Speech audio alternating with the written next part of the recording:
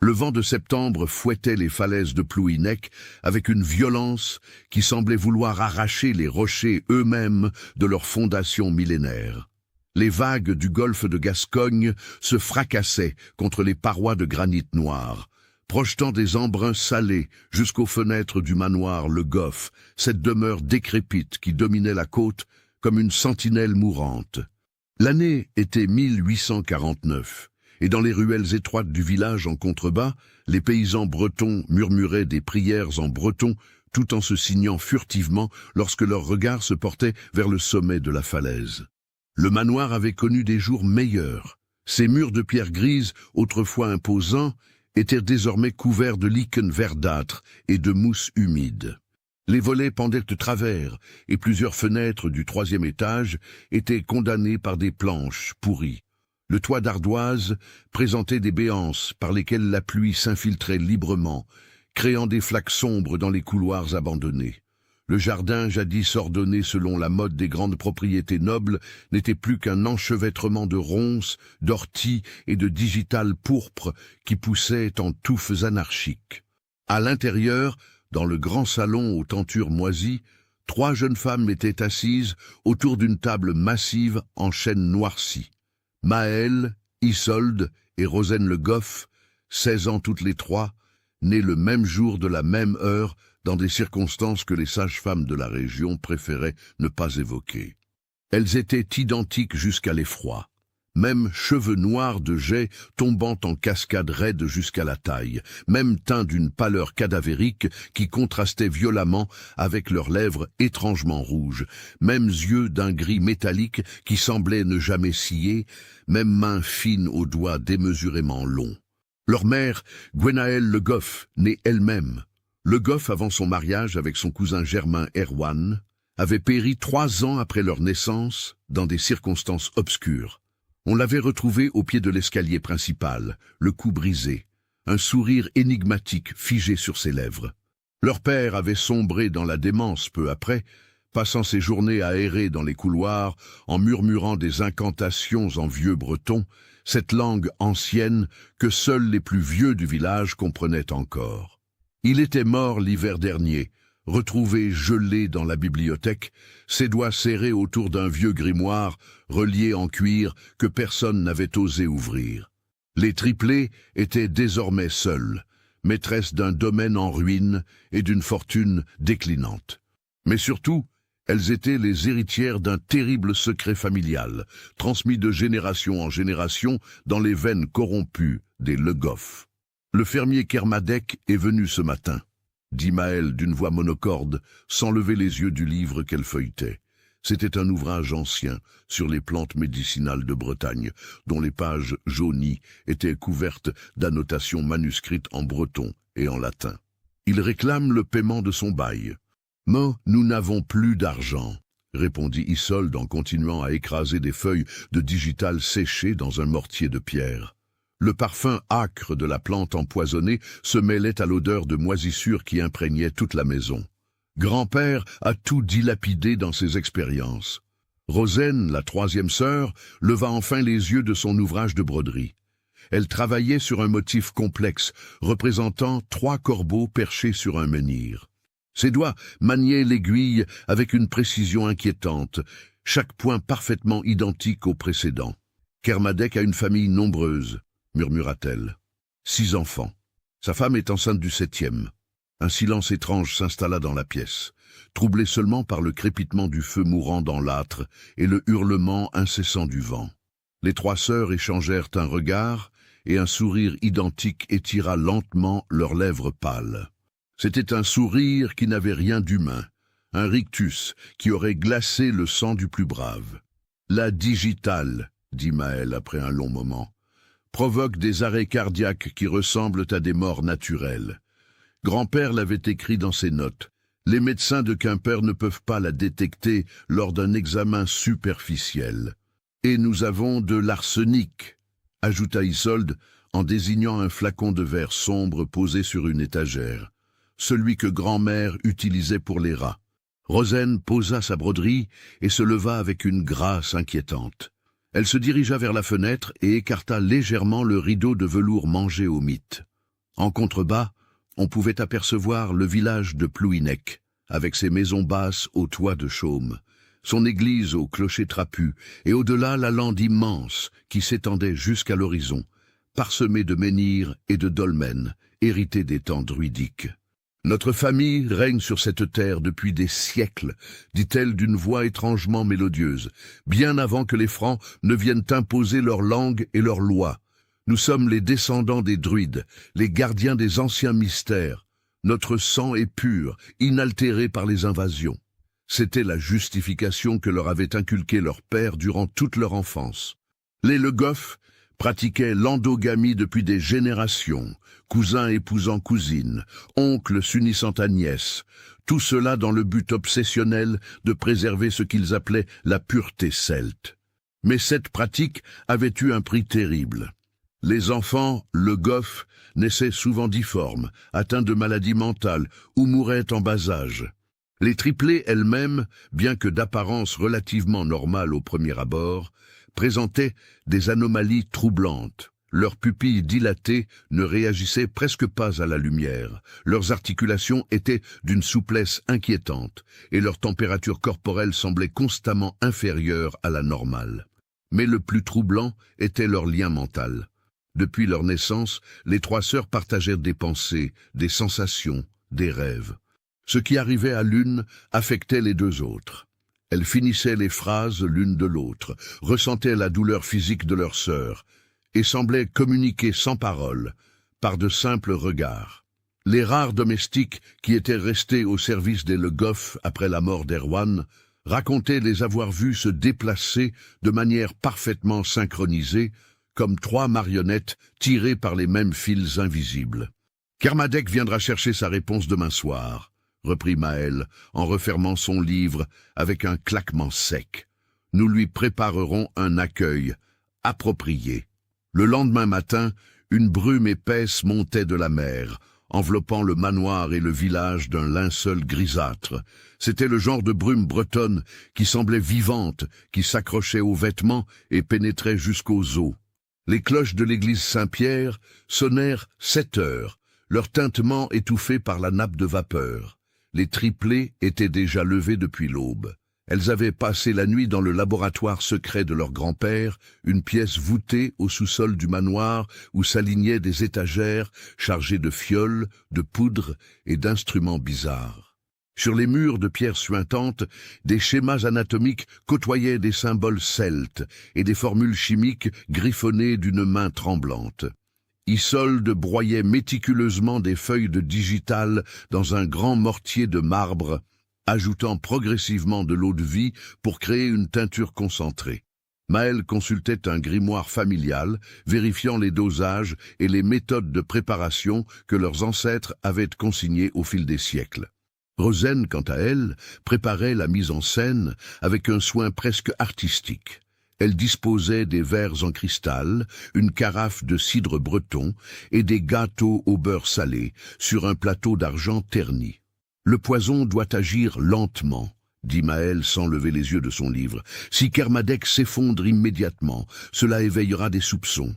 Il faut qu'il rentre chez lui et que les symptômes se manifestent progressivement. Dans 3 jours, 4 tout au plus, il sera mort, et les médecins diagnostiqueront une défaillance cardiaque. »« Et sa famille ?» demanda Rosen, en polissant un verre avec un linge blanc. « Sa femme héritera du bail, » répondit Isolde, avec un sourire glacial. « Et elle sera beaucoup plus accommodante que son mari. Les femmes de fermiers connaissent leur place. » Lorsque le soir tomba, Julien Kermadec gravit le chemin escarpé qui menait au manoir. C'était un homme robuste dans la quarantaine, au visage tanné par le soleil et le vent, aux mains calleuses de travailleurs de la terre. Il portait son costume du dimanche, une veste de laine grossière rapiécée au coude et son béret traditionnel breton. En approchant de la demeure, il ne put réprimer un frisson.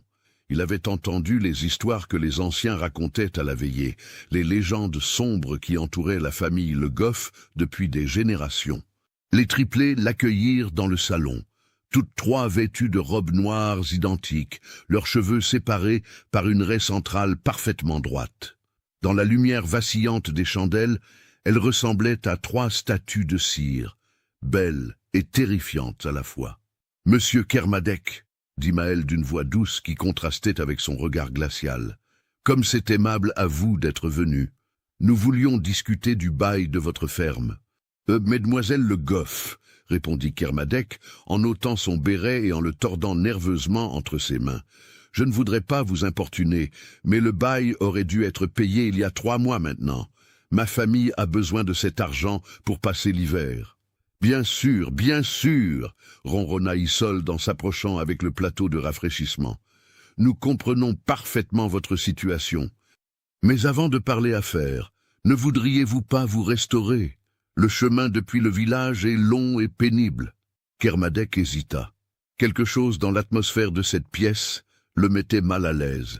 L'air semblait trop lourd, trop immobile. Et ces 3 jeunes filles qui le regardaient avec la même expression indéchiffrable, leurs yeux gris semblant briller d'une lueur propre dans la pénombre. « Juste un peu de cidre, alors », finit-il par accepter, plus par politesse que par réelle envie. « Et peut-être un gâteau. » Rozaine versa le cidre dans un verre de cristal, le liquide ambré brillant à la lueur des chandelles.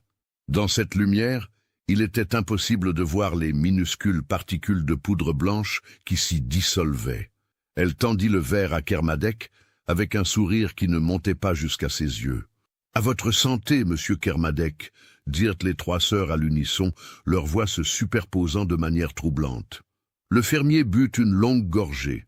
Le cidre était excellent, légèrement âpre comme il l'aimait, avec ce goût caractéristique des pommes de Bretagne.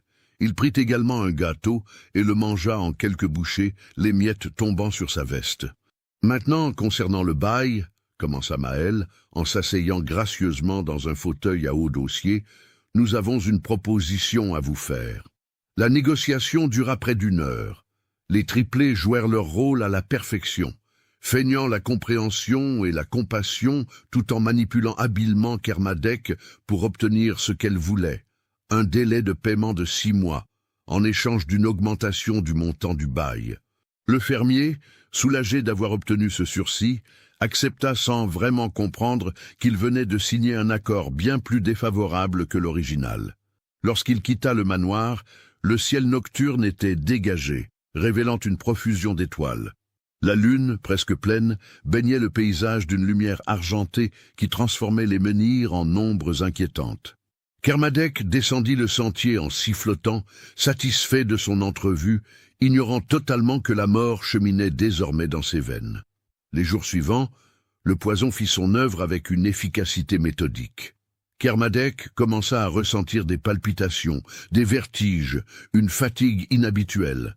Il attribua ces symptômes à l'excès de travail et à l'anxiété liée à ses problèmes financiers. Sa femme, Annick, s'inquiéta de le voir perdre l'appétit et avoir le teint de plus en plus grisâtre, mais le médecin du village, un vieil homme qui avait appris son métier sur les champs de bataille napoléoniens, diagnostiqua une simple grippe et prescrivit du repos. Le 3e jour, alors que Kermadec labourait son champ avec son cheval, il s'effondra brusquement, la main crispée sur sa poitrine. Ses fils accoururent et le transportèrent jusqu'à la maison. Il mourut dans son lit quelques heures plus tard, entouré de sa famille en larmes, son cœur empoisonné ayant fini par céder. Au manoir, les triplés observaient le cortège funèbre depuis leurs fenêtres. Les cloches de l'église sonnaient le glas, ce tintement lugubre qui annonçait le passage d'une âme vers l'au-delà. Le cercueil de Kermadec était porté par 6 hommes du village, suivi par sa veuve voilée de noir et ses enfants, le plus jeune tenant la main de sa mère, son petit visage barbouillé de larmes. « C'est fait », murmura Maël avec une satisfaction évidente dans la voix. « Le premier », ajouta Isolde. « Mais pas le dernier », conclut Rozaine. Les 3 sœurs échangèrent un regard complice. Quelque chose avait changé en elles. Le meurtre de Kermadec avait libéré quelque chose de sombre et de terrible, une soif qu'elle ne savait pas posséder.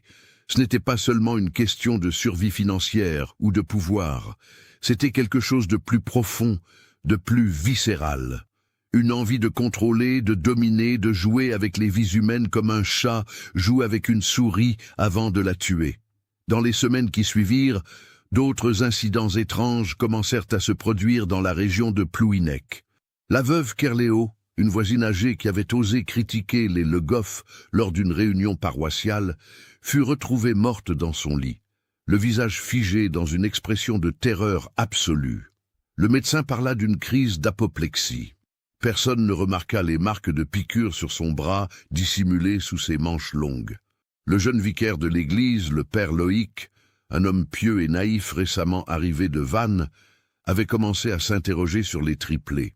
Il avait remarqué qu'elles ne venaient jamais à la messe, qu'elles ne se confessaient jamais, et que leur nom était prononcé à voix basse dans le village, toujours accompagné de signes de croix furtifs. Poussé par son devoir pastoral, il décida de leur rendre visite. Ce fut une erreur fatale. D'où me suivez-vous? Laissez un commentaire. Le père Loïc Berthelot était arrivé à Plouhinec au début du printemps, plein de zèle et d'idéalisme. À 28 ans, c'était son premier poste important après son ordination. Il rêvait de ramener les âmes égarées vers Dieu, de combattre les superstitions païennes qui persistaient dans ces terres reculées de Bretagne, et de faire de sa paroisse un modèle de piété chrétienne. Mais très vite, il avait compris que Plouhinec n'était pas comme les autres villages. Ici, le catholicisme se mêlait inextricablement aux anciennes croyances celtes. Les paysans portaient des amulettes druidiques sous leur scapulaire, murmuraient des incantations en vieux breton lors des semailles, et laissaient des offrandes de lait et de pain près des menhirs pour apaiser les esprits de la terre. L'église elle-même avait été construite sur un ancien site de culte druidique et son clocher s'élevait à côté d'un dolmen que personne n'avait osé détruire. Mais ce qui troublait le plus le jeune prêtre, c'était le silence qui s'abattait sur le village chaque fois qu'il mentionnait le nom des Le Goff. Les vieux fermiers détournaient le regard, les femmes se signaient, et même le maire, un homme pourtant jovial et bavard, devenait étrangement laconique. « Mon père !» lui avait dit la vieille Léonie Pennec, la sacristine, un matin après la messe. « N'allez pas au manoir. Certaines âmes sont au-delà de la rédemption. La famille. Le Goff porte une malédiction qui remonte à la nuit des temps. Leur sang est corrompu, empoisonné par des générations de péchés inavouables. Madame Pennec, avait répondu le prêtre avec une patience qu'il ne ressentait pas vraiment, il n'y a pas de malédiction, seulement des péchés qui peuvent être pardonnés par la confession et la pénitence. Ces 3 jeunes filles sont des orphelines. Elles ont besoin de guidance spirituelle. Ces 3-là ne sont pas des jeunes filles ordinaires, mon père. Elles sont... La vieille femme s'était interrompue, cherchant ses mots.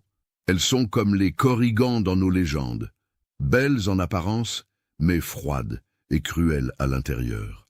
Mon grand-père racontait que la mère des triplés, quand elle était enfant, avait noyé tous les chatons de la ferme un par un, juste pour voir combien de temps ils mettraient à mourir. Le père Loïc avait écarté ces histoires comme de simples commérages de village. Il avait décidé de se rendre au manoir par un après-midi de mai, lorsque le soleil brillait enfin après des semaines de pluie incessantes.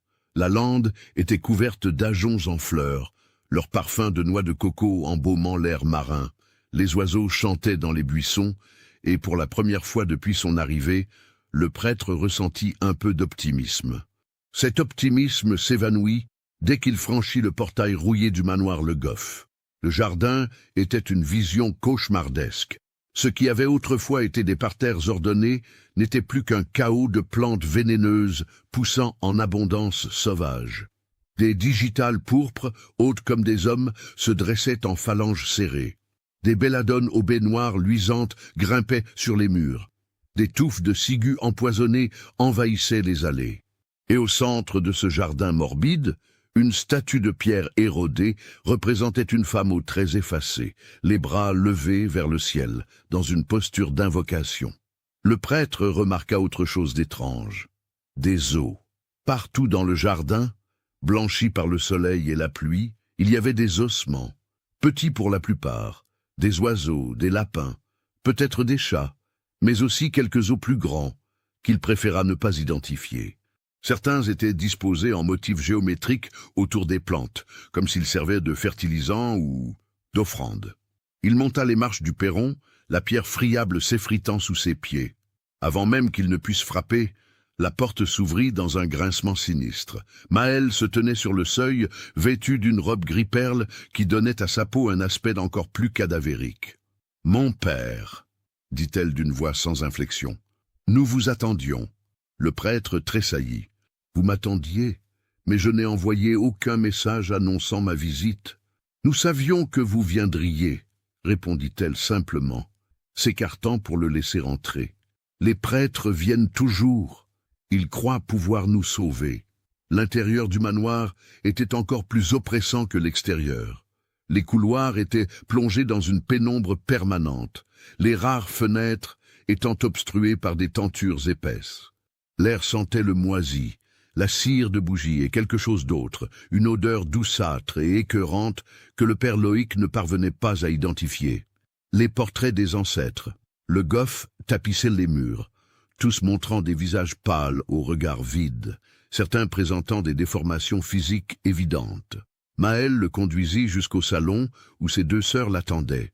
Isolde était assise au piano, ses doigts effleurant les touches jaunies sans produire de son. Rozaine se tenait près de la fenêtre, immobile comme une statue, son regard fixé sur la mer au loin. « Mes sœurs, Isolde et Rozaine, » présenta Maëlle. « Je suis Maëlle. Ou peut-être suis-je Rozaine. Nous-mêmes ne savons plus toujours qui nous sommes. Cela a-t-il vraiment de l'importance ?» Le prêtre s'éclaircit la gorge, mal à l'aise. « Mesdemoiselles, je suis venu vous voir parce que j'ai remarqué votre absence à la messe. En tant que votre pasteur spirituel, je me préoccupe du salut de vos âmes. » « Nos âmes !» répéta Isolde en laissant échapper un rire cristallin qui donna la chair de poule au prêtre. « Dites-moi, mon père, est-ce que 3 personnes qui partagent une seule conscience ont 3 âmes ou une seule?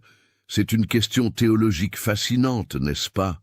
Je ne comprends pas ce que vous voulez dire. » Les 3 sœurs se tournèrent vers lui, simultanément, et il eut l'impression troublante d'être fixé par 3 pères dieux appartenant à une seule entité. « Nous sommes 3 corps, habités par une seule volonté, mon père, » expliqua Rozaine, en s'approchant, avec une démarche fluide qui tenait plus du reptile que de l'humain. « Ce que voit l'une, nous le voyons toutes. Ce que ressent l'une, nous le ressentons toutes. Nous sommes le résultat de 7 générations d'union consanguine, l'aboutissement d'une expérience génétique commencée par nos ancêtres druides il y a 2 siècles. « Vous parlez d'inceste, » dit le père Loïc, sa voix tremblant légèrement. « C'est un péché mortel aux yeux de Dieu. Le Dieu des Francs ne règne pas ici, » répondit Maëlle avec un sourire glacial. « Ici, dans ces terres anciennes, ce sont les vieux dieux qui tiennent encore le pouvoir. Les dieux qui réclamaient des sacrifices de sang, qui promettaient de la connaissance en échange de la souffrance. » Le prêtre sentit la peur monter en lui. Ces jeunes filles n'étaient pas simplement égarées, elles étaient... Il n'osait pas formuler le mot, même dans son esprit. « Je vais prier pour vous, » dit-il en reculant vers la porte, « et j'espère que la miséricorde divine touchera vos cœurs. Restez encore un peu, mon père, » suggéra Isolde, en se levant du piano. « Nous avons préparé du thé. Ce serait impoli de refuser l'hospitalité. Je dois vraiment partir. » Mais Rozaine s'était déplacée sans bruit et se tenait maintenant entre lui et la sortie. « Nous insistons, » dit-elle doucement. Pendant les 30 minutes qui suivirent, le père Loïc vécut un cauchemar éveillé. Les triplés le forcèrent à s'asseoir et lui servirent effectivement du thé, un breuvage sombre et amer qui laissa sa langue engourdie. Elles parlèrent, leurs voix se superposant parfois de manière troublante, racontant l'histoire de leur famille avec un luxe de détails macabres. Elles lui parlèrent de leur arrière-arrière-grand-père, Yann Le Goff, qui avait épousé sa propre sœur et avait tué leurs 3 premiers enfants à la naissance, parce qu'ils étaient nés avec des malformations. Elles lui parlèrent de leur grand-mère, Morgane, qui avait mené des expériences sur les villageois, testant des poisons et des antidotes, consignant méticuleusement les résultats dans des carnets que les triplés conservaient précieusement. Elles lui parlèrent de leur propre naissance, de comment le médecin qui les avait mises au monde s'était enfui en hurlant, refusant jamais de revenir au manoir. « Vous voyez, mon père, conclut Maëlle, nous ne sommes pas des pécheurs ordinaires. Nous sommes l'incarnation même du péché, distillé et concentré sur 7 générations. Notre sang est si corrompu qu'il est devenu quelque chose de nouveau, quelque chose qui transcende votre moralité chrétienne. » Le prêtre réussit finalement à s'échapper, titubant hors du manoir comme un homme ivre. Il descendit le sentier en courant presque, son cœur battant la chamade, sa soutane s'accrochant aux ronces. Derrière lui, il entendait le rire des triplés, un son qui semblait provenir de partout à la fois, porté par le vent de la mer. Il ne retourna jamais au manoir, et 3 semaines plus tard, on le retrouva pendu dans le clocher de son église, son visage figé dans une expression de terreur absolue. La note qu'il avait laissée ne contenait qu'une seule phrase, griffonnée d'une main tremblante, « Elles sont venues dans mes rêves ». Le diocèse envoya un nouveau prêtre, le père Armand, un homme plus âgé et plus endurci. Mais lorsque les paroissiens lui parlèrent des Le Goff, il se contenta de hocher la tête et de dire « Certaines batailles ne peuvent être gagnées par les hommes d'église. Prions pour que Dieu lui-même intervienne. » Pendant ce temps, au manoir, les triplés avaient recommencé leur véritable œuvre. Le jardin vénéneux n'était que le début. Dans les semaines qui suivirent la mort du père Loïc, une mort qu'elles avaient provoquée non par le poison, mais par la manipulation psychologique, apparaissant nuit après nuit, dans ses rêves, grâce à une tisane spéciale qu'elle lui avait fait boire. Une décoction à base de datura qui causait des hallucinations persistantes. Les sœurs transformèrent le sous-sol du manoir en un véritable laboratoire de la terreur. Elles capturaient des animaux, d'abord des rats, puis des lapins, puis des chiens errants, et testaient sur eux différentes combinaisons de poisons, notant méticuleusement les effets, les durées, les agonies.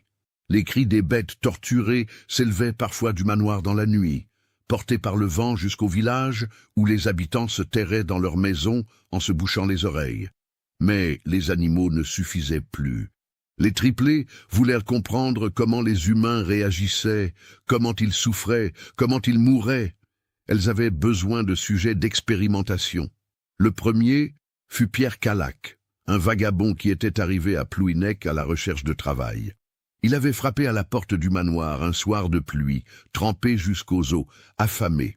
Les triplés l'avaient accueilli avec une hospitalité trompeuse, lui offrant un repas chaud et un lit dans les anciennes chambres de domestiques. Il ne quitta jamais le manoir vivant. Elle l'avait attaché sur une table dans le sous-sol, et pendant 3 jours, elles avaient testé sur lui différents poisons, observant cliniquement ses convulsions, notant le moment précis où ses pupilles se dilataient, mesurant la température de son corps tandis qu'il sombrait progressivement dans un coma dont il ne se réveillerait jamais. Elles disséquèrent ensuite son cadavre avec les instruments chirurgicaux de leur grand-père, examinant l'effet des toxines sur ses organes internes. Le corps fut enterré dans le jardin parmi les plantes vénéneuses qui se nourrirent avidement de sa décomposition.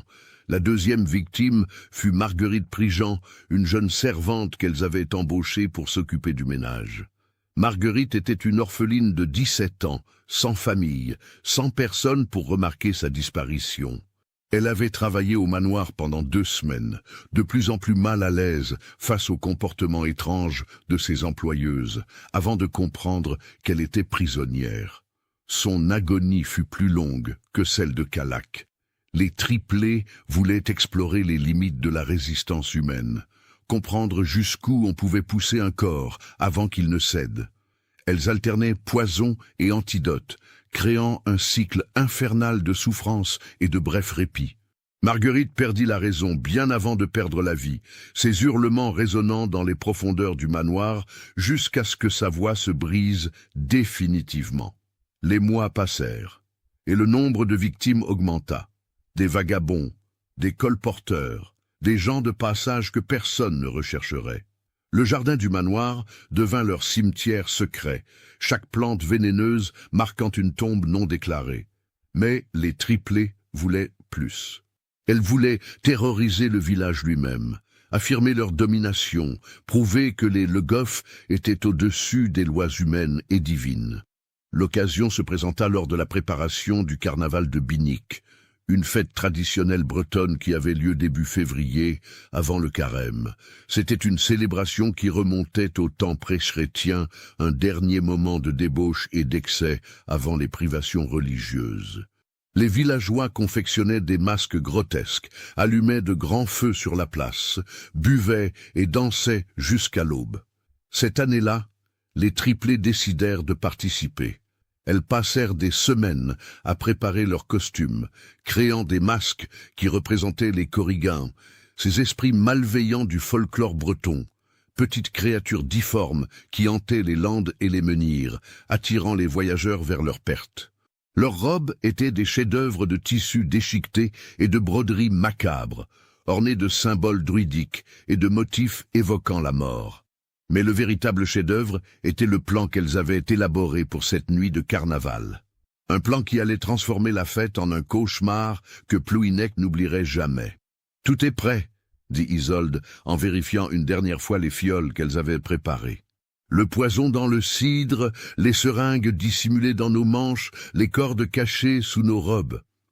Les invitations ont été distribuées, ajouta Rosen. 20 personnes ont accepté de venir au manoir après le carnaval. Ils pensent assister à une réception privée, une tentative de notre part de nous réconcilier avec le village. Maël sourit, un sourire qui aurait glacé le sang du plus brave. Ils vont effectivement assister à quelque chose d'inoubliable. Une cérémonie qui honorera nos ancêtres et montrera au monde ce que les Le Goff sont vraiment capables de faire. La nuit du carnaval arriva dans un tourbillon de neige fondue. Le vent hurlait depuis la mer, fouettant les flammes des grands feux qui avaient été allumés sur la place du village. Les villageois dansaient malgré le froid, leurs masques créant des ombres fantastiques sur les murs des maisons. L'odeur du cidre chaud, des crêpes au sucre et de la chair de porc rôtie emplissait l'air. Les triplés firent leur apparition vers minuit, descendant du manoir comme 3 spectres maléfiques. Leurs costumes de Korrigans étaient si élaborés, si troublants, que même les fêtards les plus ivres s'écartèrent sur leur passage. Elles se déplaçaient avec une synchronisation parfaite, leurs mouvements créant l'illusion qu'elles étaient des reflets multiples d'une seule entité. Elles restèrent en périphérie de la fête, observant, attendant. Et à 3 heures du matin, lorsque les plus téméraires commencèrent à se diriger vers le manoir pour la réception promise, elles prirent la tête du cortège, guidant leurs victimes vers leur destin. 23 personnes franchirent le seuil du manoir cette nuit-là. Certains par curiosité, d'autres par appât du gain, les triplés avaient laissé entendre qu'elles distribueraient des pièces d'or, d'autres encore par pure arrogance, convaincus que 3 jeunes filles ne pouvaient représenter aucun danger. Ils avaient tous tort.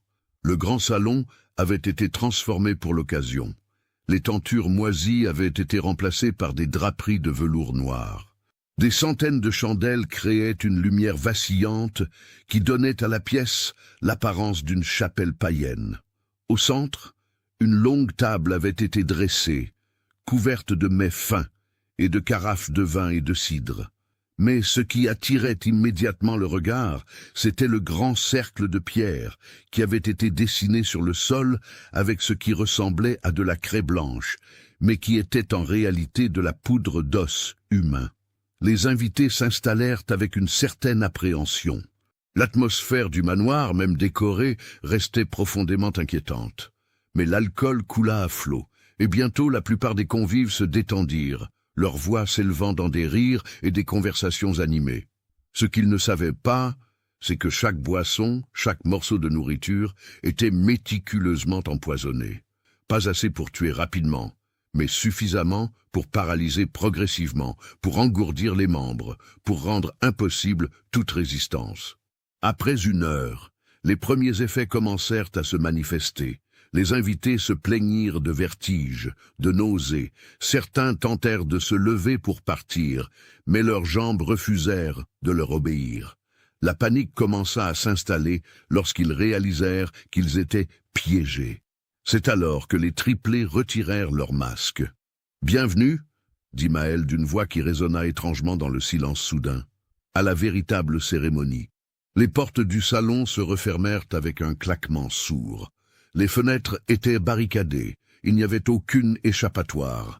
Ce qui se passa ensuite fut une horreur méthodique. Les triplés, avec l'aide de 3 hommes masqués qui émergèrent des ombres, commencèrent à ligoter les invités paralysés, les disposant en cercle autour de la pièce.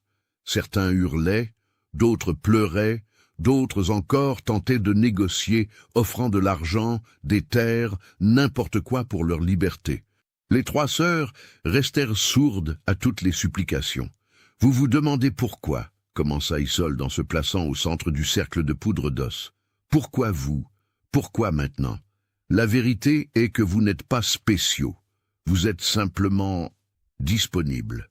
Notre famille, continua Rosen, a toujours cherché la perfection, la pureté du sang celte, la préservation de notre lignée. Mais il y a eu un prix à payer. Regardez-nous. Nous sommes le résultat de 7 générations d'union consanguine. Nos corps fonctionnent différemment, notre esprit fonctionne différemment. Et maintenant, conclut Maël, nous allons accomplir ce pourquoi nous avons été créés. C'est alors que la véritable révélation survint, le moment ten du Kishotenketsu qui allait bouleverser toute la compréhension de cette histoire. Les 3 hommes masqués retirèrent leur déguisement. C'étaient des médecins. Pas des médecins de village, mais des scientifiques renommés venus de Paris, des membres de la Société d'anthropologie, des disciples des théories naissantes sur l'eugénisme et l'hérédité. Le premier était le docteur Auguste Valentin, un anatomiste célèbre. Le second était le professeur Henri Garnier, un aliéniste spécialisé dans les maladies mentales héréditaires. Le troisième était le jeune Lucien Beaumont, un étudiant en médecine brillant, mais dénué de toute éthique. « Mesdames, messieurs, déclara le docteur Valentin en s'inclinant ironiquement devant les prisonniers terrifiés, vous avez l'honneur de contribuer à l'avancement de la science médicale. Si cette histoire macabre vous a donné des frissons, partagez-la avec un ami qui aime les contes d'horreur. La vérité était encore plus terrible que tout ce que les villageois auraient pu imaginer. Les triplés. Le Goff n'agissait pas seul. Elles n'étaient pas simplement 3 jeunes filles dérangées par des générations d'inceste. Elles étaient partie intégrante d'une expérience scientifique dirigée par ces médecins parisiens, une étude sur les effets de l'endogamie prolongée et sur le développement de comportements psychopathiques. Le professeur Garnier s'avança et sortit un carnet de notes. « Nous étudions les Le Goff depuis 3 ans, expliqua-t-il d'un ton clinique, comme s'il donnait une conférence à la Sorbonne. Leur père, Erwan, était un de nos correspondants. Il documentait méticuleusement les effets de la consanguinité sur sa lignée. Mais c'est avec les triplés que nous avons eu notre découverte la plus extraordinaire. Elles ne sont pas simplement 3 individus, continua-t-il. Elles partagent une connexion neurologique que nous ne comprenons pas encore complètement. Leur cerveau semble fonctionner comme un seul organisme réparti sur 3 corps. C'est un phénomène jamais documenté auparavant dans la littérature médicale. Isolde prit la parole, sa voix dépourvue d'émotion. Nous n'avons jamais été libres. Depuis notre naissance, nous sommes observés, testés, manipulés. Nos soi-disant expériences sur les villageois, c'étaient les leurs. Ils voulaient voir jusqu'où nous irions, quelles étaient les limites de notre pathologie. Mais nous avons appris, ajouta Rosen. Nous avons lu leurs notes, étudié leurs méthodes, et nous avons décidé de retourner l'expérience contre eux. Maël sourit cruellement. Cette nuit, nous testons quelque chose de nouveau. Une combinaison de poisons que nous avons développée, basée sur des plantes rares de notre jardin et sur des composés chimiques que ces chers docteurs nous ont fournis sans le savoir. Les médecins parisiens échangèrent des regards alarmés. Quelque chose n'allait pas. Ce n'était pas censé se passer ainsi. « Qu'est-ce que vous racontez ?» demanda Valentin, une note d'inquiétude perçant son ton autoritaire. « Nous avons un accord. Vous travaillez sous notre supervision. »« Nous avons rompu cet accord, » répondit Maël froidement. « Il y a 2 heures, quand vous avez bu le cidre que nous vous avons offert en arrivant. » La couleur quitta les visages des 3 scientifiques. Ils regardèrent leurs mains, remarquant enfin le léger tremblement, la difficulté croissante à se tenir debout. « Vous nous avez empoisonnés » balbutia le jeune Beaumont. « Évidemment, » répondit Isolde avec un haussement d'épaule. « Vous pensiez vraiment que nous resterions vos sujets d'expérience pour toujours ? Vous nous avez créés, façonnés, mais vous avez oublié la règle la plus importante, ne jamais sous-estimer votre propre création. » Rozaine s'approcha du professeur Garnier, maintenant effondré dans un fauteuil, son carnet de notes tombé au sol. « Toutes ces années, vous nous avez étudiés comme des animaux de laboratoire. Vous avez encouragé nos tendances les plus sombres, fourni les moyens de nos crimes, tout cela au nom de la science. Eh bien, ce soir, vous allez découvrir ce que vos sujets ont vraiment appris. » Ce qui suivit fut une nuit d'horreur absolue. Les triplés, libérés de toute contrainte, de toute supervision, révélèrent l'étendue complète de leur cruauté. Elles ne se contentèrent pas d'empoisonner leurs victimes. Elles les disséquèrent vivantes, méthodiquement, notant leurs observations avec la même froideur clinique que les médecins parisiens avaient utilisée avec elles. Elles forcèrent le docteur Valentin à assister à sa propre vivisection, maintenu conscient par des stimulants tandis qu'elles exploraient sa cavité abdominale, retirant ses organes un par un et les disposant sur la table comme des pièces de musée. Elles soumirent le professeur Garnier à toutes les tortures psychologiques qu'il avait théorisées dans ses écrits, le plongeant dans un état de terreur existentielle dont il ne se remettrait jamais, s'il survivait. Le jeune Beaumont, le plus faible des trois, perdit la raison bien avant de perdre la vie, ses hurlements se transformant en rires hystériques, puis en silence catatonique. Quant aux villageois, ils servirent de cobayes pour tester différentes combinaisons de poisons et d'antidotes, leurs agonies minutieusement chronométrées et documentées. Au petit matin, lorsque les premières lueurs de l'aube filtrèrent à travers les fenêtres barricadées, 23 personnes étaient entrées dans le manoir. Seules 3 en sortiraient vivantes, et elles ne seraient plus jamais les mêmes. Les triplés contemplèrent leur œuvre avec satisfaction. Le salon était devenu un charnier, les murs éclaboussés de sang, les corps disposés en cercle selon un rituel que seule elle comprenait. « C'est fait », murmura Maëlle. « Nous sommes libres. Libres des médecins, » ajouta Isolde. « Libres des attentes. Libres de créer notre propre destin, » conclut Rozaine. Mais leur liberté serait de courte durée. Car parmi les survivants qu'elles avaient délibérément épargnés se trouvait Marie Guérin, la fille du maire, qui avait tout vu, tout entendu, et elle porterait témoignage. Soutenez notre chaîne en cliquant sur le bouton « Merci » en forme de cœur, afin que nous puissions continuer à vous proposer des histoires aussi sombres et captivantes que celle-ci. Marie Guérin avait 16 ans, le même âge que les triplés. Elle était intelligente, courageuse, et depuis cette nuit d'horreur, hantée par des cauchemars qui la réveillaient en hurlant. Les médecins de Quimper diagnostiquèrent un traumatisme nerveux sévère, mais aucune potion, aucune tisane ne pouvait effacer les images gravées dans son esprit. Elle avait été épargnée pour une raison précise. Les triplés voulaient un témoin, quelqu'un qui raconterait leur histoire, qui propagerait leur légende. C'était leur manière tordue de s'assurer une forme d'immortalité. Mais Marie avait d'autres plans. Elle ne voulait pas être l'instrument de leur gloire macabre. Elle voulait les voir punis, jugés, exécutés pour leurs crimes innombrables. Le lendemain du massacre, lorsque Marie réussit à s'échapper du manoir et à atteindre le village en titubant, couverte du sang des autres victimes, ce fut le chaos. Les hommes armés de fourches et de fusils de chasse montèrent vers le manoir, mais les triplés avaient disparu. Le salon avait été nettoyé avec une efficacité troublante, les corps enlevés, les traces de sang effacées. Seules quelques taches persistantes et l'odeur de mort qui imprégnait les murs témoignaient du massacre.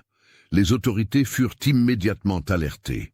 Le maire envoya un messager à Quimper, et dans les 3 jours, une brigade de gendarmerie arriva à Plouhinec, menée par le capitaine Hervé Le Bihan, un breton pragmatique qui avait servi dans l'armée pendant les campagnes d'Algérie et qui ne croyait pas aux superstitions locales.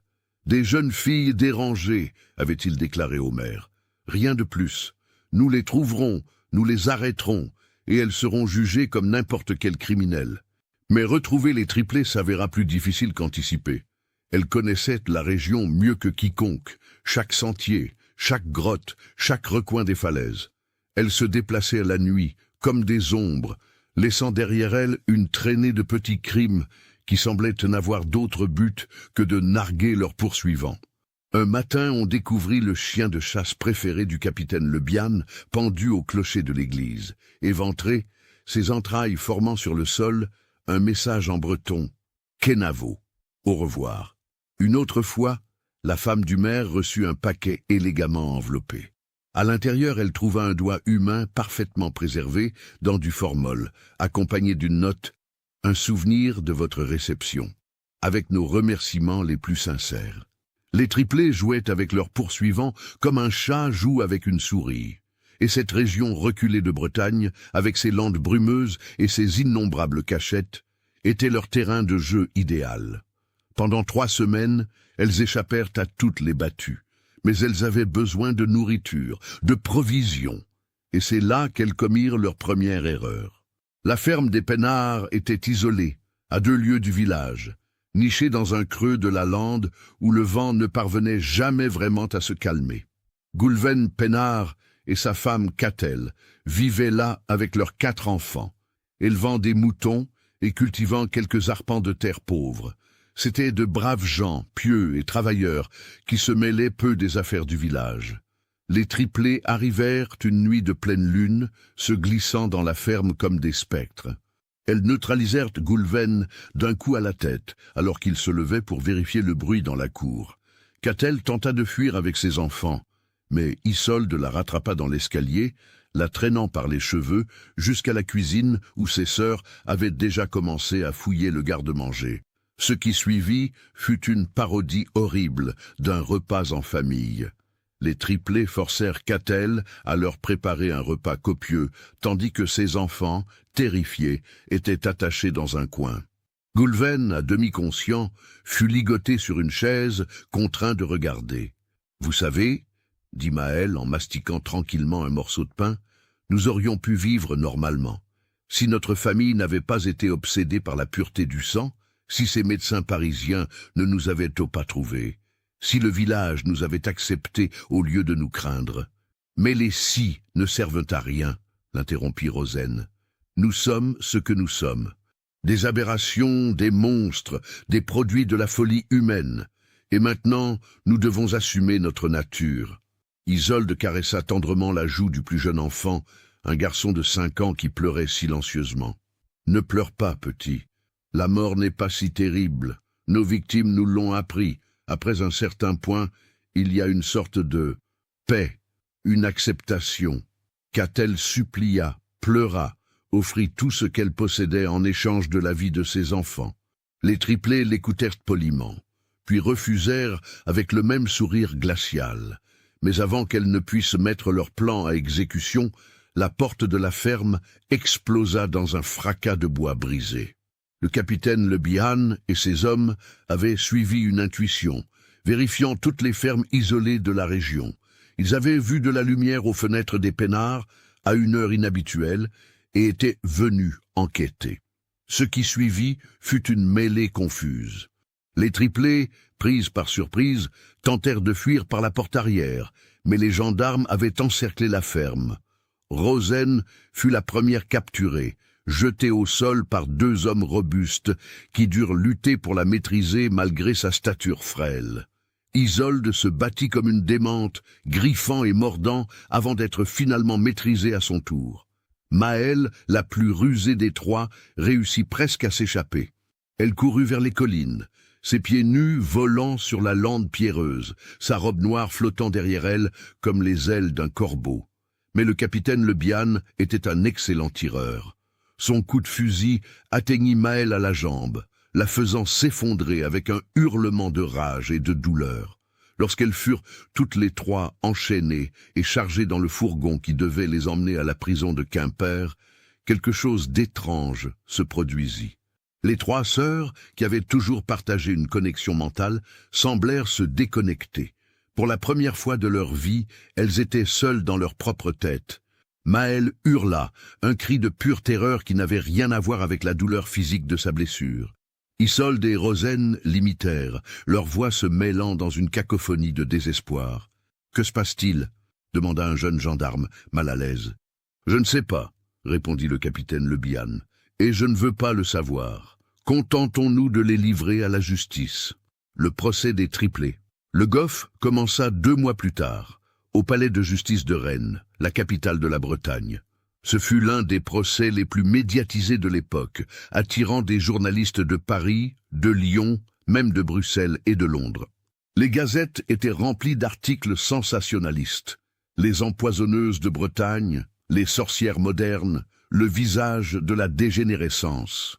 La salle d'audience était bondée chaque jour. Les curieux faisaient de la queue dès l'aube pour obtenir une place, espérant apercevoir ces 3 créatures dont on racontait tant d'horreurs. Lorsque les triplés furent amenés dans la salle, enchaînés et vêtus de robes de prisonnières grises, un murmure parcourut l'assistance. Malgré leur apparence négligée après 2 mois de captivité, elles restaient troublantes de beauté dans leur étrangeté.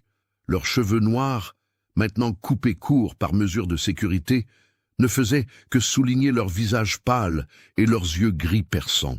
L'accusation était menée par maître Jules Renard, un procureur impitoyable qui avait fait sa réputation en envoyant à la guillotine plus de 20 criminels. Il présenta méthodiquement les preuves, les témoignages des survivants, dont celui déchirant de Marie Guérin, les corps retrouvés enterrés dans le jardin du manoir, les carnets de notes détaillant les expériences macabres, les fioles de poison découvertes dans le laboratoire secret. « Ces 3 femmes, tonna-t-il en pointant un doigt accusateur vers les accusés, ne sont pas des victimes de leur hérédité. Ce sont des monstres calculateurs qui ont délibérément choisi le chemin du mal. Elles ont tué froidement, méthodiquement, sans remords. Elles ont transformé leur demeure ancestrale en une maison des horreurs. Elle mérite le châtiment le plus sévère que notre justice peut infliger. » La défense était assurée par maître Édouard Fontaine, un jeune avocat idéaliste qui croyait sincèrement que les triplés étaient plus malades que criminels. Il argumenta que cette génération d'endogamie avait créé des anomalies mentales si profondes que les accusés ne pouvaient être tenus responsables de leurs actes. « Regardez-les » supplia-t-il le jury. Voyez-vous de la malveillance dans leurs yeux? Ou voyez-vous la confusion, le désespoir de créatures qui n'ont jamais eu la chance de développer une conscience morale normale? Elles sont nées d'une union qui aurait dû être interdite, élevées dans l'isolation, manipulées par des scientifiques sans scrupules. Ce ne sont pas des monstres, ce sont des victimes. Il fit venir des aliénistes de Paris qui témoignèrent sur les effets neurologiques de la consanguinité, citant des études récentes sur l'hérédité et la dégénérescence. Ils décrivirent les triplés comme un cas médical extraordinaire, une curiosité scientifique qui devrait être étudiée, pas exécutée. Mais leurs arguments tombèrent dans des oreilles sourdes. L'horreur de leurs crimes était trop fraîche, trop vivide. Les familles des victimes remplissaient la moitié de la salle, leurs visages ravagés par le chagrin réclamant justice. Pendant tout le procès, les triplés restèrent silencieuses, refusant de témoigner en leur propre défense. Elles se contentaient de fixer le jury avec leurs yeux gris insondables, un léger sourire flottant parfois sur leurs lèvres, comme si elles savaient quelque chose que personne d'autre ne savait. Ce ne fut que le dernier jour, après que le procureur eut prononcé son réquisitoire final, que Maël demanda la parole. Le juge, surpris mais intrigué, la lui accorda. Maël se leva lentement, ses chaînes cliquetant. Elle regarda longuement la salle, son regard passant de visage en visage, s'attardant sur les familles des victimes, sur les journalistes griffonnant frénétiquement dans leurs carnets, sur le jury de 12 hommes qui décideraient de leur sort. Puis elle parla et sa voix était claire, posée, presque hypnotique. « Vous nous jugez, dit-elle, vous nous condamnez pour nos crimes. C'est votre droit. Mais je veux que vous compreniez quelque chose. Nous ne sommes pas des aberrations, nous sommes un miroir. Nous reflète ce que l'humanité est capable de créer lorsqu'elle pousse la logique jusqu'à ses extrêmes. Notre famille a poursuivi la pureté du sang pendant 2 siècles. Pourquoi? Par orgueil. Par peur de se mélanger avec le commun? Qu'est-ce qui est différent de la noblesse qui refuse d'épouser des roturiers, des bourgeois qui refusent de marier leurs enfants à des ouvriers? Ces médecins parisiens qui nous ont utilisés comme cobayes, qu'est-ce qui les rend différents de nous? Ils ont causé autant de souffrances, mais au nom de la science. Leurs mains sont aussi tachées de sang que les nôtres, mais elles sont respectées, honorées même. Nous avons tué, oui. Nous avons torturé, expérimenté, causé des souffrances indicibles. Mais nous ne l'avons pas fait par hypocrisie. Nous ne nous sommes pas cachés derrière de nobles intentions. Nous avons accepté ce que nous sommes, des prédateurs. Et dans ce monde, n'est-ce pas là l'ultime honnêteté? Un silence de mort s'abattit sur la salle. Puis, lentement, Maël se rassit, son sourire énigmatique revenant sur ses lèvres. Le jury délibéra pendant 7 heures. Lorsqu'ils revinrent, leur verdict était unanime, coupable sur tous les chefs d'accusation. La sentence, la guillotine. Les triplés accueillirent le verdict sans broncher. Mais alors qu'on les ramenait vers les cellules, Rosen se tourna vers Marie Guérin, assise au premier rang, et dit assez fort pour être entendu de toute la salle, « Nous nous reverrons, Marie. Pas dans cette vie, peut-être, mais nos âmes sont liées maintenant. Nous sommes gravés dans ton esprit, et tu nous porteras avec toi jusqu'à ton dernier souffle. » Marie frissonna, serrant le bras de son père, sachant que Rosen avait raison. L'exécution était prévue pour le 18 mars 1851, à l'aube. Selon la tradition, elle devait avoir lieu place de la République à Rennes, devant une foule de spectateurs. Les exécutions publiques attiraient toujours du monde, mais celle-ci promettait d'être exceptionnelle. Des gens venaient de toute la Bretagne, certains ayant voyagé pendant des jours, pour assister à la mort des triplés maudites. La nuit précédant l'exécution, les 3 sœurs furent séparées pour la première fois depuis leur naissance.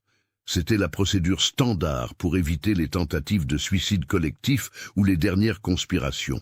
Chacune fut placée dans une cellule individuelle, surveillée en permanence par 2 gardes. Ce fut la nuit la plus longue de leur vie. Pour la première fois, Maël, Isolde et Rosen étaient vraiment seules. La connexion mentale qu'elles avaient partagée depuis toujours avait été définitivement brisée lors de leur capture. Maintenant, chacune était enfermée dans sa propre tête, avec ses propres pensées, ses propres peurs. Maëlle, dans sa cellule, ne dormit pas. Elle passa la nuit assise sur sa paillasse, fixant le mur de pierre, revivant mentalement chaque meurtre, chaque expérience. Elle ne ressentait pas de remords. Elle en était incapable, mais une sorte de curiosité détachée. Avait-elle été heureuse? Elle ne savait pas. Le bonheur était un concept qu'elle ne comprenait pas vraiment. Elle avait ressenti de la satisfaction, de l'excitation, un sentiment de pouvoir. Était-ce la même chose? Isolde pleura. C'était la première fois depuis leur enfance qu'elle montrait une telle émotion. Elle ne pleurait pas sur son destin, la mort ne lui faisait pas peur, mais sur la perte de ses sœurs. Être séparés était une torture bien pire que la guillotine. C'était comme si on avait arraché une partie essentielle de son être. Rosen, quant à elle, écrivait. Elle avait demandé du papier et une plume, et le directeur de la prison, touché par ce qui semblait être un dernier désir innocent, les lui avait fournis. Elle écrivait frénétiquement, couvrant page après page d'une écriture serrée, racontant l'histoire complète de la famille Le Goff, depuis les premières unions consanguines jusqu'à leur capture. C'était un document extraordinaire, clinique et détaillé, qui serait découvert après son exécution et deviendrait l'une des sources historiques les plus troublantes du XIXe siècle. À 4 heures du matin, le père Armand, le vieux prêtre de Plouhinec, vint leur rendre visite. Il avait fait le voyage spécialement pour leur offrir les derniers sacrements, même s'il savait qu'elle refuserait probablement. Il rencontra d'abord Maëlle. Elle le regarda avec son regard gris impénétrable et dit simplement « Votre Dieu n'a pas de place pour nous, Père, et nous n'avons pas de place pour lui. » Avec Isolde, il essaya une approche plus douce, parlant de miséricorde et de pardon. Elle l'écouta poliment, puis dit « Si votre Dieu est si miséricordieux, pourquoi a-t-il permis que nous naissions ainsi? Pourquoi a-t-il permis 7 générations de corruption? Non, Père, s'il existe, Votre Dieu nous a abandonnés bien avant que nous ne l'abandonnions. » Rosaine fut la seule à montrer un semblant d'intérêt. Elle discuta avec le prêtre pendant près d'une heure, posant des questions théologiques complexes sur la nature de l'âme, du libre arbitre, de la prédestination. Le père Armand quitta sa cellule profondément troublé, se demandant si cette jeune femme cherchait vraiment la rédemption ou si elle jouait simplement un dernier jeu intellectuel. À 5h30, les préparatifs commencèrent. On rasa les nuques des triplés, une procédure standard pour faciliter le travail de la guillotine, et on leur fit revêtir des chemises blanches propres. Leurs mains furent liées dans le dos, et elles furent conduites vers les fourgons qui les emmèneraient vers la place de l'exécution. C'est sur la place, alors qu'on les faisait descendre des fourgons, qu'elles se revirent pour la première fois depuis leur séparation. Le choc de se voir ainsi, diminué, vulnérable, fut presque physique. Leurs regards se croisèrent, et pendant un instant il sembla à tous les témoins présents que quelque chose passa entre elles, une communication silencieuse, un dernier partage. La foule était immense, s'étendant sur toute la place et débordant dans les rues adjacentes. Il y avait là des gens de toutes conditions, des nobles venus de leur château, des bourgeois en habits du dimanche, des paysans en sabots, des mendiants, des enfants sur les épaules de leurs parents. Certains huaient les condamnés, d'autres priaient à voix haute, d'autres encore observaient avec une curiosité morbide. La guillotine se dressait au centre de la place, son triangle de métal brillant dans la lumière grise de l'aube. Le bourreau, un homme massif nommé Pierre Hébert, qui exerçait cette fonction depuis 20 ans, vérifiait une dernière fois le mécanisme, s'assurant que la lame tomberait proprement. Le procureur Renard monta sur l'estrade et lut l'arrêt de mort d'une voix forte qui porta jusqu'aux confins de la place. Il énuméra les crimes, les victimes, rappelant à tous la justice qui était sur le point d'être rendue. Puis ce fut le moment. Les triplés furent conduites au pied de l'échafaud. Maëlle fut la première. Elle monta les marches avec une grâce surprenante, ses chaînes cliquetant à chaque pas. Arrivée en haut, elle se tourna vers la foule et cria d'une voix claire. « Nous sommes 3, mais nous étions une. Ce que vous détruisez aujourd'hui renaîtra. Notre sang se mêlera à la terre de Bretagne, et de cette terre naîtront d'autres comme nous. » Le bourreau la força à s'agenouiller, plaça son cou dans la lunette. La foule retint son souffle. Le tambour roula. La lame tomba avec un sifflement sinistre. Le corps de Maëlle tressaillit une fois, puis s'immobilisa. Sa tête tomba dans le panier, ses yeux encore ouverts, fixant le ciel qui pâlissait. Isolde fut la suivante. Elle ne cria pas, ne dit rien. Elle monta simplement les marches, les larmes coulant silencieusement sur ses joues, et se soumit au bourreau avec une résignation totale.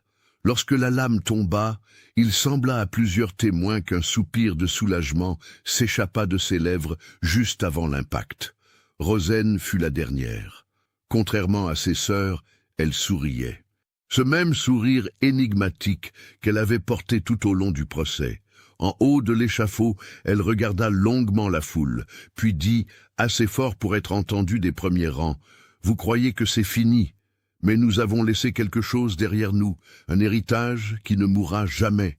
Cherchez dans les racines des digitales, cherchez sous les pierres des menhirs, cherchez dans les eaux sombres de la baie, vous nous trouverez. » Le bourreau, agacé par ce dernier discours, la força brutalement à s'agenouiller. La lame tomba pour la 3e fois. C'était fini. Les triplés. Le Goff, les empoisonneuses de Bretagne, étaient mortes. Mais leur histoire, elle, ne faisait que commencer. Dans les semaines qui suivirent l'exécution, d'étranges événements commencèrent à se produire à Plouhinec. Les digitales, dans le jardin du manoir, se mirent à pousser de manière extraordinairement vigoureuse, leurs fleurs d'un violet si intense qu'elles semblaient presque noires. Les paysans qui osaient s'approcher du manoir abandonné rapportaient avoir entendu des voix féminines chantant en breton, des mélodies anciennes que personne ne reconnaissait.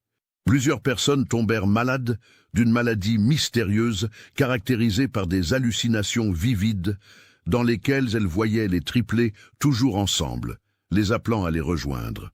Certains guérirent après des semaines de fièvre. D'autres moururent dans des convulsions, leur dernier souffle prononçant les noms Maëlle, Isolde, Rosaine. Marie Guérin, la survivante, fut celle qui souffrit le plus. Les cauchemars qui l'avaient tourmentée depuis la nuit du massacre ne cessèrent jamais. Elle voyait les triplés dans ses rêves, toujours identiques à ce qu'elles étaient de leur vivant, lui murmurant des secrets, lui révélant l'emplacement de corps qu'elle n'avait jamais vu. Elle devint obsédée par l'idée de comprendre ce qu'elles avaient vraiment été, passant des années à recueillir des témoignages, à fouiller les archives de la famille Le Goff, à étudier les carnets de notes laissés par les médecins parisiens. Elle découvrit des choses troublantes. Les expériences des médecins avaient de commencer bien plus tôt que le procès ne l'avait révélé, impliquant non seulement les triplés, mais plusieurs générations de Le Goff. Il y avait eu d'autres enfants, d'autres expérimentations, tous soigneusement documentés et dissimulés. Les triplés n'étaient que le résultat le plus réussi, si on pouvait employer ce terme, d'une longue série de tentatives pour créer une forme supérieure d'humanité par la concentration génétique. Marie écrivit un manuscrit détaillant toutes ses découvertes, un document que les autorités jugèrent trop dangereux pour être publié. Il fut confisqué et enfermé dans les archives départementales, estampillé « accès restreint » où il demeurerait pendant près d'un siècle. Le manoir Le Goff resta vide pendant des décennies. Personne ne voulait l'acheter, même à un prix dérisoire. Les superstitions locales en faisaient un lieu maudit où personne ne devait s'aventurer. Les enfants du village osaient leurs camarades à s'approcher de ces murs délabrés, et les quelques téméraires qui relevaient le défi revenaient invariablement pâles et terrifiés, jurant avoir vu des silhouettes à trois têtes se déplaçant derrière les fenêtres condamnées. En 1870, après la guerre franco-prussienne et la chute du Second Empire, un mouvement rationalisiste tenta de démystifier le lieu. Une équipe d'érudits de Rennes, accompagnée d'un photographe, se rendit au manoir avec l'intention de prouver qu'il n'y avait rien de surnaturel dans ces murs. Ils passèrent une nuit sur place. Le lendemain matin, on les retrouva tous dans le jardin, errant de manière incohérente, incapables de former des phrases complètes. L'un d'eux, le photographe, avait développé ses plaques avant de perdre la raison. Les images montrèrent le manoir sous différents angles, mais sur chaque photographie, on pouvait distinguer, si on regardait très attentivement, trois silhouettes identiques debout, à différentes fenêtres, toujours en train de regarder vers l'objectif. Les érudits furent internés dans un asile à Quimper, où ils passèrent le reste de leurs jours à dessiner compulsivement le même symbole. Trois cercles entrelacés formant un motif druidique ancien représentant l'unité dans la Trinité. En 1890, 40 ans après l'exécution, les autorités décidèrent que le manoir devait être détruit. C'était devenu une source de troubles constants, un aimant pour les curieux morbides et les chercheurs d'occultisme. Une équipe de démolition fut envoyée avec ordre de raser la structure jusqu'aux fondations. Le travail commença par une journée ensoleillée de septembre, exactement le même mois où les triplés étaient nés 57 ans plus tôt. Les ouvriers attaquèrent les murs à la pioche et à la masse, les pierres séculaires résistant difficilement à leur assaut méthodique. C'est en démolissant le sous-sol qu'ils firent une découverte qui glaça même les plus endurcis d'entre eux. Derrière un mur scellé, ils trouvèrent une chambre secrète. À l'intérieur, soigneusement préservée dans des bocaux de formol alignés sur des étagères, il y avait des organes humains. Des cœurs, des foies, des cerveaux, chacun étiqueté avec un nom et une date. Certains remontaient à plusieurs décennies, bien avant la naissance des triplés. Mais ce qui terrifia vraiment les ouvriers, ce furent les trois bocaux placés au centre de l'étagère la plus haute. Dans chacun flottait un cerveau parfaitement préservé. Les étiquettes indiquaient Maël Le Goff, 1851, Isolde Le Goff, 1851, Rosen Le Goff, 1851. Quelqu'un, peut-être le bourreau lui-même, peut-être un des médecins parisiens, avait récupéré leur tête après l'exécution et extrait leur cerveau pour une dernière étude post-mortem. Et ces cerveaux étaient revenus ici, dans leur laboratoire, comme s'ils avaient une volonté propre. Les bocaux furent immédiatement confisqués et, sur ordre du préfet, jetés dans les eaux profondes du golfe de Gascogne, lestés de pierres, dans un endroit où les courants étaient particulièrement forts. On espérait ainsi mettre définitivement fin à la malédiction des triplés. Le manoir fut rasé complètement. Les pierres furent dispersées, utilisées pour construire des murs et des maisons dans toute la région. Le jardin vénéneux fut arraché et brûlé, la terre retournée et recouverte de sable marin. Mais les légendes persistèrent. Les pêcheurs de Plouhinec racontaient que certaines nuits, surtout lors des pleines lunes de septembre, on pouvait voir 3 silhouettes blanches marchant sur les falaises là où s'élevait autrefois le manoir. Elles se déplaçaient en parfaite synchronisation comme des reflets dans un miroir triplé, et ceux qui les apercevaient affirmaient entendre un chant en vieux breton, des mots anciens qui parlaient de sang, de terre et d'éternité. Les vieilles femmes du village, héritières de traditions orales qui remontaient au temps druidique, murmureraient à leurs petits-enfants de ne jamais cueillir les digitales qui poussaient encore en abondance sur les falaises. « Ce sont les fleurs des 3 sœurs », disait-elle. Elles ont fait pousser ces plantes avec le sang de leurs victimes, et maintenant elles vivent dans chaque pétale pourpre. Marie Guérin mourut en 1905 à l'âge de 72 ans, emportant ses secrets avec elle.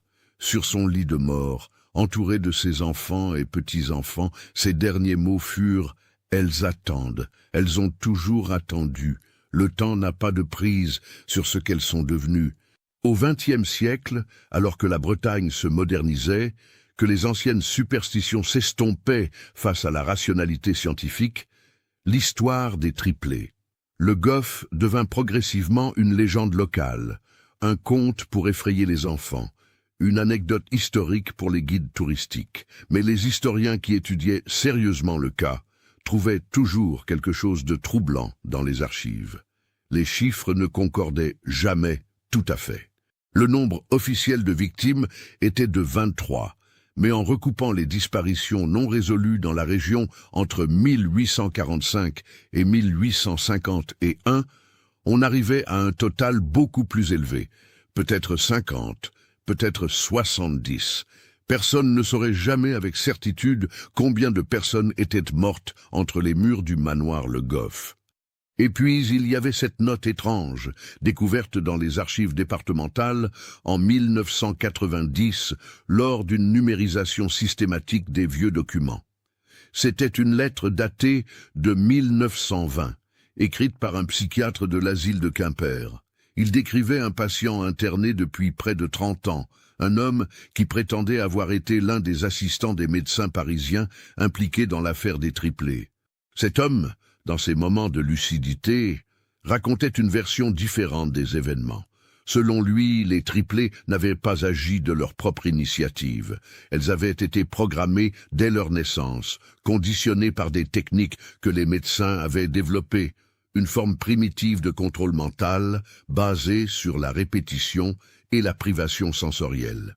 Tout ce qu'elles avaient fait, tous les meurtres, toutes les tortures faisaient partie d'une expérience massive sur le comportement humain dans des conditions extrêmes. « Nous avons créé des monstres », écrivait le patient dans un de ces rares moments de clarté, non pas par hasard, mais par design.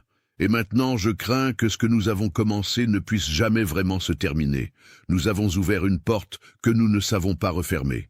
Le psychiatre avait conclu sa lettre en recommandant que le patient reste interné à vie, qu'il ne soit jamais relâché, que son témoignage ne soit jamais rendu public. Certaines connaissances, écrivait-il, sont trop dangereuses pour être partagées. En 2015, une équipe d'archéologues et d'historiens mena des fouilles sur le site de l'ancien manoir Le Goff. Ils espéraient retrouver des artefacts, des documents, peut-être même des restes humains qui pourraient éclairer définitivement cette histoire trouble. Ce qu'ils trouvèrent dépassa leurs attentes les plus sombres. Sous ce qui avait été le sous-sol du manoir, ils découvrirent une série de chambres souterraines que personne n'avait jamais soupçonnées. Ces chambres contenaient des ossements humains, au moins 40 individus différents selon l'analyse ADN, ainsi que des instruments chirurgicaux, des fioles encore scellées contenant des substances non identifiées et surtout des journaux. Des centaines de pages de journaux intimes, écrits dans un français parfait mêlé de passages en breton et en latin, documentant avec une précision clinique chaque expérience, chaque meurtre, chaque découverte scientifique. Les écritures alternaient entre trois styles légèrement différents, celle des triplés, mais par moments, les trois styles se confondaient sur la même page. Les phrases commençant dans une écriture et se terminant dans une autre, comme si vraiment trois mains avaient guidé la même plume. La dernière entrée, datée de la veille de leur capture, était la plus troublante. Nous savons que la fin approche, mais la fin n'est qu'un commencement d'une autre forme. Ce que nous avons appris, ce que nous sommes devenus, ne peut pas mourir avec nos corps. Nous avons changé quelque chose dans le tissu de ce lieu, imprégné la terre elle-même de notre essence. Celui qui lira ces mots comprendra que nous ne sommes jamais vraiment partis. Nous attendons, patientes comme les pierres dressées par nos ancêtres, patientes comme la mer qui érode les falaises. Le temps n'existe pas pour celles qui ont transcendé l'individualité. Nous sommes trois, nous sommes une, nous sommes éternels. Les découvertes furent rapidement classifiées par les autorités. Le site fut rebouché, les ossements transférés discrètement vers un ossuaire anonyme, les journaux enfermés dans une archive scellée accessible seulement avec des autorisations spéciales du gouvernement. L'équipe d'archéologues fut priée de signer des accords de confidentialité et le rapport officiel de leurs fouilles fut censuré, ne mentionnant que des découvertes d'intérêt historique mineur. Mais les rumeurs circulèrent quand même. Sur Internet, dans les forums consacrés aux faits divers historiques, dans les communautés d'amateurs de paranormal, l'histoire des triplés. Le Goff connut un regain d'intérêt. Des théories du complot émergèrent, certaines ridicules, d'autres troublantes dans leur cohérence. Et à Plouhinec, le village qui avait gardé ce secret pendant plus d'un siècle et demi, les vieux continuaient à raconter aux jeunes « Ne montez pas sur les falaises les nuits de pleine lune, ne cueillez pas les digitales pourpres. Et si vous entendez des voix de femmes chantant en breton, courez, courez et ne regardez pas en arrière. Car certaines histoires sont trop dangereuses pour les livres d'histoire. Certains secrets sont trop sombres pour être exposés à la lumière. Et certaines âmes, si âmes elles ont jamais eu, sont trop corrompues pour trouver le repos. Les triplés endogames de Bretagne, Maëlle, Isolde et Rosen Le Goff, sont mortes en 1851. Leurs corps ont été enterrés dans des tombes anonymes, leurs cerveaux jetés à la mer, leurs manoirs rasés. Mais leur héritage demeure, dans les gènes de ceux qui descendent de la famille Le Goff, dispersés maintenant dans toute la France et au-delà. Dans les cauchemars de ceux qui connaissent leur histoire, dans les plantes vénéneuses qui poussent toujours sur les falaises de Plouhinec, dans les archives scellées que personne n'a le courage d'ouvrir complètement, et peut-être, juste peut-être, dans trois silhouettes qui marchent encore sur les falaises bretonnes, unies pour l'éternité dans la mort comme elles l'étaient dans la vie, attendant patiemment que quelqu'un vienne écouter leur histoire une dernière fois. Qu'avez-vous pensé de l'histoire? Laissez votre commentaire ci-dessous et partagez vos réflexions sur ce cas terrifiant. Envie d'autres histoires d'horreur mêlant histoire et mystère? Abonnez-vous, activez la cloche de notification et partagez avec ceux qui aiment le côté obscur de l'humanité. À bientôt pour le prochain cauchemar.